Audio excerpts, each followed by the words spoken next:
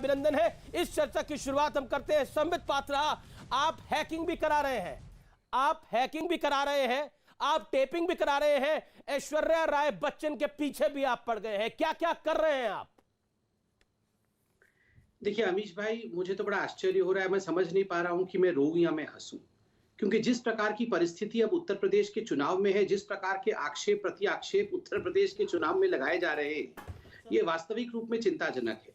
आप याद करिए, आज से 3 दिन पहले जब उत्तर प्रदेश में कुछ व्यवसायों के घर पे आईटी रेड, आयकर विभाग का छापा पड़ा था, तो उस समय किस प्रकार का हाय तौबा उत्तर प्रदेश के कुछ राजनेताओं ने, अखिलेश जी ने खुद प्रेस कॉन्फ्रेंस करके मचाया था। ये तो बदले के भाव और बदले की राजनीति के कारण किया गया है, और कुछ 18,000 रुपए के लिए ये किया गया है। 18,000 रुपए ही निकले हैं। और आज जब आयकर विभाग का पूरा विषय सामने आया है, आयकर विभाग ने पूरे विषय को सामने रखा है, तो हम हतप्रभ है देख करके। 86 करोड़ रुपए किसी का अनडिस्क्लोज्ड है, 68 करोड़ रुपए किसी का अनडिस्क्लोज्ड है, 480 करोड़ रुपए के बोगस एकोमोडेशंस हैं, शेल कंपनीज इसमें इन्वॉल्व है, फेमा के जो वायलेशंस है वो इसमें इन्वॉल्व है। तो आज दूध का दूध पानी का पानी हो रहा है। लेकिन आप पे सिर्फ इतना आरोप नहीं है, आप पे आरोपों की झड़ी है। मैंने आप पे एक एक आरोप बताया। आप टेपिंग भी करा रहे हैं, आप इंस्टाग्राम के अकाउंट्स की हैकिंग भी करा रहे हैं, ऐश्वर्या राय बच्चन के पीछे भी आप पड़े हुए हैं, शराब भी आपको मिल रहा है। बड़ा आश्चर्य का विषय है। आप बताइए, ये जो प्रियंका वाड्रा और उनके बच्चों का जो भी नाम हो, भगवान उनका भला करे, उनके बच्चों के इंस्टाग्राम के अकाउंट का हैकिंग अब बीजेपी कराएगी। अब बीजेपी के इतने बुरे दिन आ गए हैं, हम ये सब काम करेंगे? बच्चों के फेसबुक अकाउंट और इंस्टाग्राम के अकाउंट, अब जाके हम उनके बच्चों के अकाउंट देखेंगे?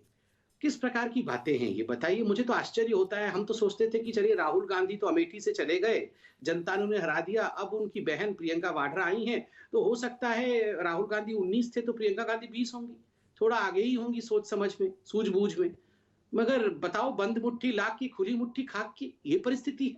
भाई तो ऐसा, बहन भी वैसी।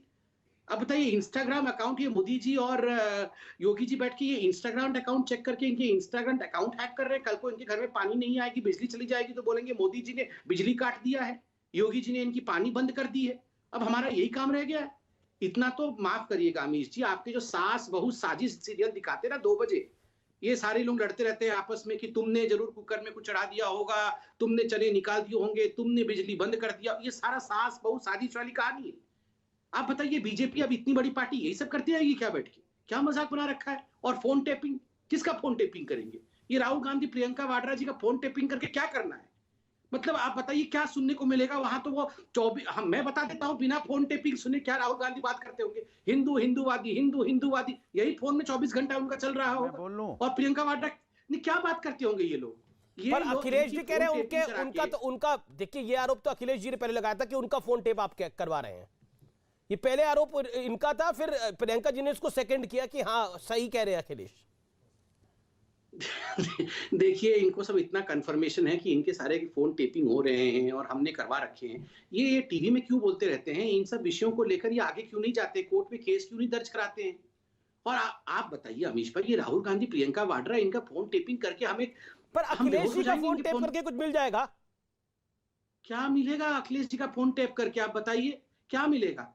दिन रात वो या तो फिर वो आजम खान से बात कर रहे होंगे कि कैसे आजम खान जी को बचाना है, या तो अतीक अहमद जी को पार्टी में लेना है, या कौन सी सीट से अतीक अहमद को चुनाव लड़वाना है। वो जो अंसारी था, व्हीलचेयर में बैठ के पंजाब से आया था, उसके बाद वो ठीक हो गया, मुख्तार अंसारी, उसको बचाना, यही सब बातें कर रहे होंगे। और क्या बातें कर रहे होंगे? ठीक है संबित, आपने अपने वक्तव्य को रखा। अनुराग भदौरिया, आप कह रहे थे कुछ नहीं मिलेगा, लेकिन 68 करोड़ 86 करोड़ मिल गया है इनकम टैक्स को अघोषित, और कबूलनामा भी हो गया है। बताइए। देखिए, अभी भारतीय जनता पार्टी के प्रवक्ता कह रहे थे कि मैं रोऊं या हंसूं। अरे प्रभु, अब तो आपको रोना ही, हंसने का समय कहां बचा है, क्योंकि आपकी सरकार तो जाने वाली है, इसलिए आपको तो रोना है। आपका हंसने का तो कोई मतलब है नहीं कि आप हंसोगे। और बार बार आपको क्या, पूरे दिन कुछ काम किया करो, नहीं काम कर रहे हो पूरे दिन। ये सास बहू की सीरियल देखते हो, शर्म नहीं आती है? सारा दिन सीरियल देखने का काम बचा है क्या? कैसे नेता हो भाई? अगर काम कर रहे होते, आप फील्ड पे जमीन पे काम कर रहे होते, तो आज आपको सरकारी एजेंसियों का इस्तेमाल नहीं करना पड़ता। आप सरकारी आपके बीच में नहीं बोला, मैं चुप रहिए ना, इतना तो समझिए। सरकारी बोलिए, एजेंसियों का बोलिए, इस्तेमाल आपको इसलिए करना पड़ता है कि आप दिन भर सास बहू की सीरियल देखते हो। आप सास बहू की सीरियल नहीं देख रहे होते, जमीन पे काम कर रहे होते, यहाँ लोगों का भला किया होता, रोजगार दिया होता, महंगाई कम किया होता, महिलाओं पे अत्याचार नहीं हुआ होता, किसानों को नहीं रौंदा होता, सीरियल छोड़ के आप ये सब काम कर रहे होते, इनकी मदद कर रहे होते आम लोगों की, तो आपको सरकारी एजेंसियों का चुनाव के वक्त इस्तेमाल नहीं करना पड़ता। कोई पहली बार थोड़ी कर रहे हो आप। जब पश्चिम बंगाल का चुनाव हुआ तब भी सारी एजेंसी लेके पहुंच गए, लगाओ लगाओ पीछे सब, रोज बड़ी बड़ी न्यूज आ रही है। उसके बाद जब महाराष्ट्र का चुनाव हुआ तब भी सरकारी एजेंसी आपने लगा दी। अब उत्तर प्रदेश का चुनाव है तब भी सरकारी एजेंसी आप लगा देते हो। अरे भैया कब तक सरकारी एजेंसी लगाओगे? देखिए अनुराग, एक एक करके इत्मीनान से, अनुराग जी विराम ऑडियो डाउन करिए। अनुराग जी आप कह रहे हैं कि बीजेपी इनकम टैक्स को पीछे लगा रही है, हो सकता है ईडी को भी पीछे लगा दे, ये आपका आरोप है। लेकिन इनकम टैक्स डिपार्टमेंट तो कोई भी जो बात कहेगा वो तो तथ्यों के साथ कहेगा। वो कह रहे हैं 86 करोड़ रुपए की अघोषित आय की जानकारी मिली है, 68 करोड़ रुपए की अघोषित आय की बात तो कबूल कर ली गई है अब, और शेल कंपनियों के जरिए 12 करोड़ रुपए का निवेश भी किया गया है। इसके ऊपर आप क्या कहेंगे? आप कह रहे थे कि सिर्फ और सिर्फ मात्र कुछ हजार रुपए के लिए सब कुछ हुआ है, लेकिन आपके लिए कुछ हजार रुपए होंगे। 86 करोड़, 68 करोड़ और 12 करोड़, ये कितना बड़ा नंबर है? आप खुद बता दीजिए, कैलकुलेट कर। ठीक है, बोल लिया आपने। अरे बोल लिया तो बोलने तो दो भाई, प्रभु मेरे बोलने तो दो।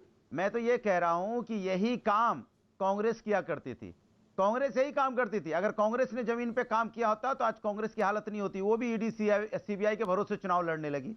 उसको पता ही नहीं चला कि यहाँ जनता है, लोकतंत्र में जनता की ताकत होती है, सरकारी एजेंसी की नहीं होती है। लेकिन भारतीय जनता पार्टी ने सोचा जब कांग्रेस 10 साल कर सकती है ईडी सीबीआई का इस्तेमाल करके, तो मैं भी कर सकता हूं। मुझे भी जनता का काम करने की क्या जरूरत है, जनता के मुद्दों पे बात करने की क्या जरूरत है। चलो लेके चलो भाई ईडी सीबीआई पर। अच्छा ये बताइए फिर, अच्छा ठीक है ये हो गया ये, अच्छा ठीक है आपने बोला कि ये कांग्रेस का खेल है जो बीजेपी कर रही है, कांग्रेस वाले बुरे थे, बीजेपी वाले भी बुरे हैं, ये आपने कह दिया। चलिए ठीक है आपने।